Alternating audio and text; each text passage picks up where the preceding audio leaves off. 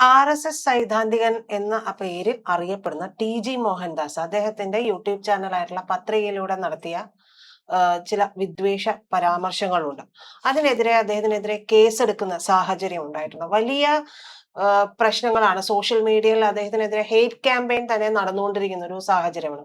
പക്ഷെ പിന്നീട് നമ്മൾ കാണുന്ന പല വീഡിയോകളിലുമൊക്കെ അതിന്റെ ക്ലിപ്പിംഗ്സ് എടുത്തു നോക്കിയാലുമൊക്കെ പറഞ്ഞതിൽ ഉറച്ചു നിൽക്കുന്നു എന്ന് തന്നെയാണ് ടി.ജി. പറഞ്ഞുകൊണ്ടിരിക്കുന്നത്.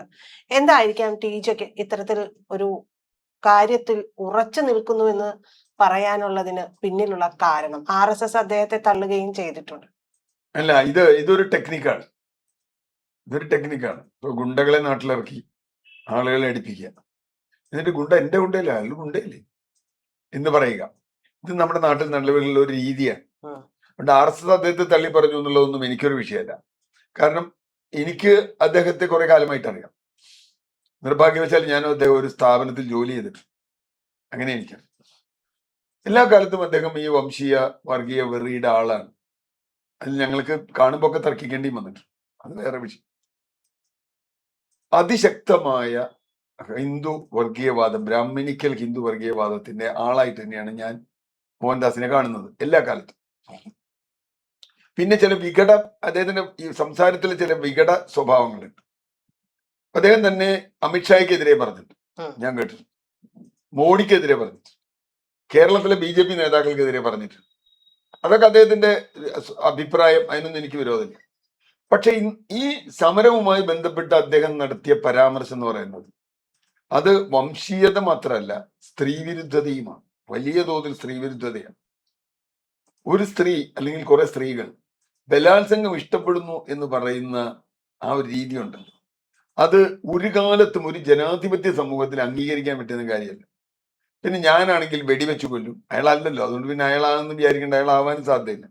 ഞാനാണ് അധികാരിയെങ്കിൽ ഞാൻ വെടിവെച്ചു കൊല്ലും, എന്നിട്ട് ആ ശവശരീരം മുഴുവൻ ഇട്ട് മൂടും, കത്തിക്കും എന്നൊക്കെയാണ് പറഞ്ഞത്. ഏറ്റവും നികൃഷ്ടമായ ഒരു മനുഷ്യൻ ജനാധിപത്യ സമൂഹത്തിൽ പറയാൻ പാടില്ലാത്ത, നമുക്ക് അഭിപ്രായ സ്വാതന്ത്ര്യം ഉണ്ടെന്നുള്ളത് ശരിയാണ്, പക്ഷെ അഭിപ്രായ സ്വാതന്ത്ര്യം എന്ത് കാര്യത്തിൽ? സമൂഹത്തിൽ ഇത്തരത്തിലുള്ള നികൃഷ്ടമായ വികാരങ്ങൾ വളർത്തുന്നതിൽ, അതുപോലെ നികൃഷ്ടമായി ആക്ഷേപിക്കുന്നതിൽ, ഇതിനൊന്നുമില്ല. നമുക്ക് തെറി പറയാൻ പറ്റില്ല. സ്വാതന്ത്ര്യത്തിന്റെ ചാർക്കലിൽ തെറി പറയാൻ പറ്റുമോ? യൂട്യൂബിൽ വന്ന് പറ്റില്ല. അപ്പൊ അതുപോലെ ഈ സ്വാതന്ത്ര്യം എന്ന് പറയുന്നത് ഇയാളുടെ ഒരു പ്രത്യേക സംഗതിയല്ല. അതുകൊണ്ട് തന്നെ അയാൾ ചെയ്തത് ഹീനമായ കാര്യമാണ്. ഒരു സമരത്തെ ആകെ അധിക്ഷേപിക്കുന്നത്. യഥാർത്ഥത്തിൽ പ്രധാനമന്ത്രി അടക്കം തോറ്റു തുന്നമ്പാടി നിൽക്കുന്ന ഒരു ഘട്ടത്തിലാണ്, കീഴടങ്ങേണ്ടി വന്ന ഒരു ഘട്ടമാണ്. അർദ്ധരാത്രി വന്ന് പ്രധാനമന്ത്രിക്ക് പ്രസ്താവന നടത്തേണ്ടി വന്ന ഒരു സമരമാണ്. അത്ര ഉജ്ജ്വലമായ ഒരു സമരം മുമ്പോട്ട് പോകുമ്പോൾ ആ സമരത്തിൽ പങ്കെടുത്ത സഖാക്കളെ, അല്ല ആൺകുട്ടികളെ, പെൺകുട്ടികളെ അടക്കമുള്ള വിദ്യാർത്ഥിനികളെ, യുവാക്കളെ ഇത്ര ഹീനമായി ആക്ഷേപിക്കുന്നത്, അത് ഒരു കാലത്ത് ചെയ്യാൻ പറ്റില്ല. കേസെടുത്തു എന്നുള്ളത്, ഞാനിതിൽ 2-3 പ്രശ്നങ്ങളുണ്ട്. കേസ് പാർക്കെതിരെ എടുക്കാം. ഇതിനു മുമ്പ് കേരളത്തിൽ നടത്തിയ ഒരുപാട് ഹീനമായ ഇതുപോലെയുള്ള പ്രസ്താവനകൾ, അത് BJP പക്ഷത്തുനിന്ന്, RSS പക്ഷത്തുനിന്ന്, എതിർപക്ഷത്തുനിന്നും ഉണ്ടാവാം, ഇല്ലെന്ന് ഞാൻ പറയുന്നില്ല. എന്ത് കേസാണ് നമ്മൾ എടുത്തിട്ടുള്ളത്? ഏതിനാ നമ്മൾ ശരിക്കും കേസെടുത്ത് ശിക്ഷിച്ചിട്ടുള്ളത്? ഇപ്പൊ ശശികല ടീച്ചർ എന്ന് പറയുന്ന RSSന്റെ അല്ലെങ്കിൽ വിശ്വ ഹിന്ദു പരിഷത്തിന്റെ ഒക്കെ ഒരാൾ, അവർ പറഞ്ഞ പ്രസ്താവനകൾ നമ്മൾ എടുത്താൽ നമ്മൾ ഞെട്ടിപ്പോ. ഒരു മതവിഭാഗം പന്നികളെ പ്രസവിക്കുന്നത് പോലെ മനുഷ്യരെ പ്രസവിച്ചു കൂട്ടുന്നു, അവരെ എണ്ണം കൂട്ടുന്നു എന്ന് പറയാൻ ഒക്കെ തയ്യാറായ അതിവിടെ ഉണ്ട്. അതുപോലെ ഇപ്പൊ വെള്ളാപ്പള്ളി നടേശന്റെ ഭാഗത്ത് ഉണ്ടായ പ്രസ്താവനകൾ നമ്മൾ ഒരുപാട് ചർച്ച ചെയ്തതാണ്. അതുപോലെ അവിലും മലരും സൂക്ഷിച്ചോ എന്ന് പറയുന്ന രൂപത്തിലുള്ള പ്രകടനങ്ങൾ, ഇങ്ങനെ നിരവധി വർഗീയ വംശീയ അധിക്ഷേപാത്മകമായ പ്രസ്താവനകൾ ഉണ്ടാവുമ്പോഴും, ഇപ്പൊ എനിക്കറിയാം ആകാശവാണിയിൽ ഉണ്ടായിരുന്ന KR ഇന്ദിര എന്ന് പറയുന്ന അവരിതുപോലെ കുറെ പ്രസ്താവനകൾ ഇറക്കിയിട്ടുണ്ട്. അപ്പൊ ഇതൊക്കെ ഞാൻ നേരത്തെ പറഞ്ഞ പന്നി എന്നൊക്കെ അവരും പറഞ്ഞിട്ടുണ്ട്, അമ്പലനിരയിൽ പച്ചക്ക് കത്തിക്കും എന്നൊക്കെ പറയുന്ന അങ്ങനെയുള്ള പ്രസ്താവനകളൊക്കെ ഉണ്ട്. പക്ഷേ KR ഇന്ദിരയുടെ കേസ് ഞാൻ അന്വേഷിച്ചു. KR ഇന്ദിരയുടെ കേസ് എവിടെ എത്തിയില്ല, കേസ് ഡ്രോപ്പ് ചെയ്തു. ഇപ്പോ എന്താ കാര്യം എന്നറിയും? ആളെ കണ്ടുകിട്ടിയില്ല, അവരെ ഫോൺ പിടിച്ചെടുക്കാൻ കഴിഞ്ഞില്ല. ആകാശവാണിയിലെ ഉദ്യോഗസ്ഥയായിരുന്നു അത്. അവരെ പോലീസിന് വേണ്ടി ഞാൻ കാണിച്ചു കൊടുക്കാം. എവിടെയാ? എല്ലാവർക്കും അറിയാം അവരെവിടെയല്ലേ, പക്ഷെ പോലീസിന് കണ്ടുകിട്ടാൻ പറ്റില്ല. ചില ആളുകളെ കാണാൻ പറ്റില്ല. അവര് മറ്റേ മായയിൽ മറഞ്ഞിരിക്കുന്ന ആളുകളെ. അപ്പൊ എന്ത് പറ്റും? ഈ കേസ് എടുത്താലും ഈ കേസ് എവിടെ വരെ പോകുന്നുള്ളതിലൊക്കെ എനിക്ക് സംശയമുണ്ട്. കാരണം അതിന് പല കാരണങ്ങളുണ്ട്. ഒന്ന്, ഗവൺമെന്റ് അല്ലെങ്കിൽ അത്രയ്ക്കും ഇച്ഛാശക്തിയോടെ ഇയാളെ ശിക്ഷിക്കണം എന്ന് തീരുമാനിച്ച് മുമ്പോട്ട് പോകുമോ? ഇത് രാഷ്ട്രീയ ഇച്ഛാശക്തി വളരെ പ്രധാനമാണ്. കാരണം പോലീസിനകത്ത്, പ്രത്യേകിച്ച് പുരുഷ പോലീസിൽ നല്ലൊരു പങ്കും ഇയാളുടെ അഭിപ്രായത്തോട് യോജിക്കുന്നവരുണ്ടെന്നാണ് ഞാൻ മനസ്സിലാക്കുന്നത്. സ്ത്രീ വിരുദ്ധതയും മറ്റ് വർഗീയതയും ഒക്കെയുള്ള ആളുകൾ നമ്മുടെ പോലീസിലുണ്ട്, ഇല്ല എന്ന് പറയാൻ പറ്റില്ല. അവര് ഈ കേസ് അന്വേഷിക്കാൻ വിട്ടാൽ എങ്ങനെ ഉണ്ടാവും നമുക്കറിയാം. സ്ത്രീകളായതുകൊണ്ട് മാത്രം കാര്യമില്ല, സ്ത്രീകൾ പോയാലും സ്ത്രീ വിരുദ്ധതയുള്ള സ്ത്രീകളും ഉണ്ടെന്ന് നീ വിചാരിക്കണ്ടേ. പലപ്പോഴും അങ്ങനെയും വരാറുണ്ട്. എന്ന് പറഞ്ഞാൽ ഇങ്ങനെ ഒരു പ്രസ്താവന നടത്തിയ ഒരാൾക്കെതിരെ, ഇപ്പൊ ഞാൻ മനസ്സിലാക്കുന്നത് അയാൾക്കെതിരെ ഡൽഹിയിൽ കേസ് കൊടുത്തിട്ടുണ്ട്. മറ്റേ മഹിളാ സംഘം, CPIയുടെ മഹിളാ സംഘം പല സ്ഥലത്ത് കേസ് കൊടുത്തിട്ടുണ്ട്. ഇന്നലെ DYFI, യൂത്ത് കോൺഗ്രസ്, AIYF എല്ലാവരും മാർച്ചും ഒക്കെ നടത്തി. പക്ഷേ കേസ് മുമ്പോട്ട് പോകുമോ? കേസ് മുമ്പോട്ട് പോയി മാതൃകാപരമായി ഇത്തരം പ്രസ്താവന നടത്തിയ ഒരാളെ ശിക്ഷിക്കുമോ? മോഹൻദാസ് നമ്മുടെ മുമ്പിൽ വളരെ ക്ലിയർ ആയിട്ടുണ്ട്. ഒരാളെ ശിക്ഷിച്ചാൽ ബാക്കിയുള്ളവര് നിൽക്കില്ല. പക്ഷെ നിർഭാഗ്യം എന്താ, ഇങ്ങനത്തെ ഒരാളെ ശിക്ഷിക്കുന്നില്ല എന്നുള്ളത്. ഇത് അഴിമതി കേസ് പോലെ. സൈബർ പോലീസാണ് കേസ് എടുത്തിരിക്കുന്നത്. അല്ല, സൈബർ പോലീസാണ് കേസ് എടുക്കേണ്ടത്. സ്വാഭാവികമായും ആദ്യം എടുക്കേണ്ടത് അവരാണ്. ഇനി അത് ക്രൈംബ്രാഞ്ചിനോ വേറെ ആരെങ്കിലും കൈമാറണമെങ്കിൽ മാറണം. ഇയാളുടെ ഫോൺ കണ്ടെടുക്കുക, അങ്ങനെയുള്ള ചില കലാപരിപാടികളൊക്കെ ഉണ്ട്, നടപടിക്രമങ്ങൾ. അവിടേക്ക് എത്രത്തോളം പോയിട്ടുണ്ട്? ഇയാളുടെ ഫോൺ കണ്ടെടുക്കണ്ടേ? ഈ യൂട്യൂബ് ചാനല് ഇയാൾ അതിന്റെ IP നമ്പറോ അങ്ങനെ സംഗതികളൊക്കെ ഉണ്ടല്ലോ, അത് കണ്ടെത്തണം. അത് കണ്ടെത്തി ഇത് ഇയാൾ തന്നെ കൊടുത്തതാന്ന് അറിയണം. കാരണം കോടതി ചെല്ലുമ്പോൾ ഞാനിങ്ങനെ അറിഞ്ഞിട്ടില്ല എന്ന് പറഞ്ഞാൽ തെളിയിച്ചില്ലെങ്കിൽ കോടതിയിൽ നിന്ന് അയാളെ വെറുതെ വിടും.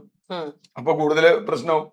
ചാനലിൽ വീണ്ടും വീഡിയോസ് അപ്ലോഡ് ചെയ്യുകയും ഒക്കെ ചെയ്തിട്ടുണ്ട്. അപ്പോൾ ഞാൻ ചോദിക്കുന്നത്, ഇങ്ങനെ ഒരു കേസ് ഉണ്ട് എന്ന് പറയുമ്പോൾ ഇപ്പൊ നമുക്കറിയാം ജാൻമണി എന്ന് പറയുന്ന അവര് പറഞ്ഞതിനോട് എനിക്ക് തീരെ യോജിപ്പില്ല. കാരണം നമ്മൾ ഒരിക്കലും ആ ഒരു വ്യക്തിയല്ല, ആ പദവിയെയാണ് നമ്മൾ മാനിക്കുന്നതും. അപ്പോൾ അതിനനുസരിച്ചിട്ടുള്ള പ്രസ്താവനകളും കാര്യങ്ങളും വേണമായിരുന്നു. സമരം കൃത്യമായ കുട്ടികൾ ചെയ്ത് വിജയിച്ച സാഹചര്യമാണ്. അവിടെ നിന്നുകൊണ്ട് ഇത്തരത്തിലുള്ള പ്രസ്താവനകൾ നടത്തുന്നത് ആ കുട്ടികൾ നടത്തിയ ആ സമരത്തിന് ഒരു എന്താ പറയാ, ഒരു ഷെയ്ഡ് വരുത്താൻ സാധിക്കുമെന്നാണ് ഞാൻ കരുതുന്നത്. അപ്പോൾ ഇപ്പുറത്തെ വിഭാഗം സ്വാഭാവികമായും പറയുന്നത് ഈ ഒരു കാര്യമായിരിക്കും. അതായത് ആ ഒരു സ്ഥാനത്തിരിക്കുന്ന ആൾക്കെതിരെ ഇത്തരത്തിൽ പറയാൻ പാടില്ല എന്നുള്ളതാണ്. ഇവിടെ നിന്ന് പറയുന്നത് TG ഉൾപ്പെടെയുള്ളവരുടെ കാര്യമാണ്. അപ്പൊ ഇത് രണ്ട് ഭാഗങ്ങൾ തമ്മിലുള്ള ഒരു വിഷയമായിട്ട് മാറ്റാൻ ശ്രമിക്കുന്നതായിട്ട് എനിക്ക് തോന്നി.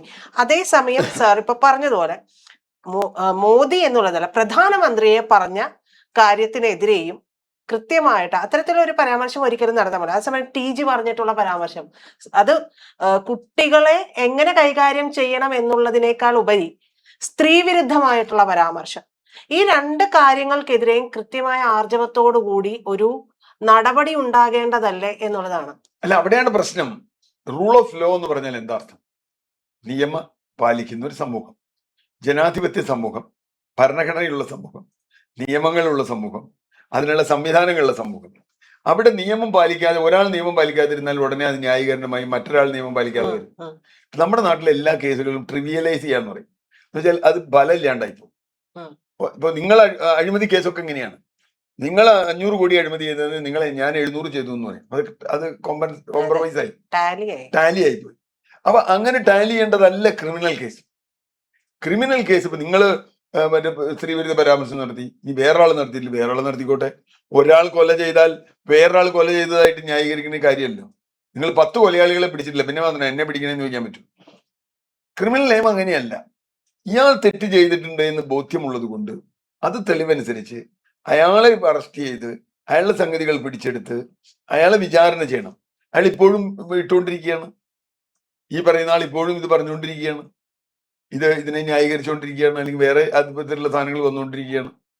ഇയാൾക്ക് ആരും പിന്തുണയിലും ഇല്ല എന്ന് പറഞ്ഞാൽ പിന്നെ എങ്ങനെ അയാൾ നിലനിൽക്കണേ?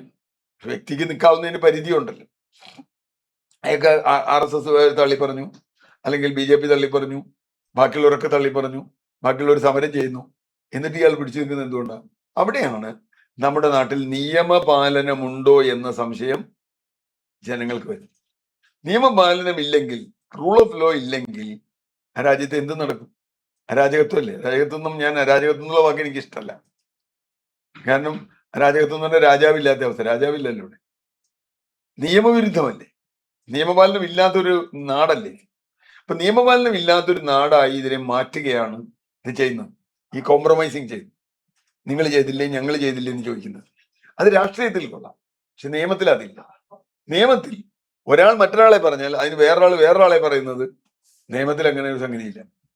അതുകൊണ്ട് ഇത് ഇയാളെ ശിക്ഷിക്കുക തന്നെ വേണം, ഇയാളെ വിചാരണ ചെയ്ത് ശിക്ഷിക്കണം. എങ്കിൽ മാത്രമേ ഇനിയുള്ള ആളുകൾ ഇത് പറയാതിരിക്കൂ, അല്ലെങ്കിൽ ഇത് തുടർന്നുകൊണ്ടേയിരിക്കും.